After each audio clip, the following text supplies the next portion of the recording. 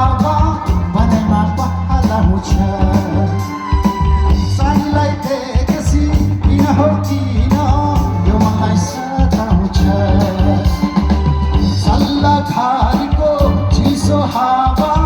भनेमा पहलाउँछ सानीलाई देखेपछि किन हो किन यो मलाई सताउँछ मोहनी मोहने मोहने मोहनी तिम्रो मोहले मलाई उतै पार्यो है मोहनी तिम्रो मोहले मलाई उतै पार्यो है जादु तिम्रो त्यो नजरले मलाई उतै पार्यो है मलाई उतै पार्यो है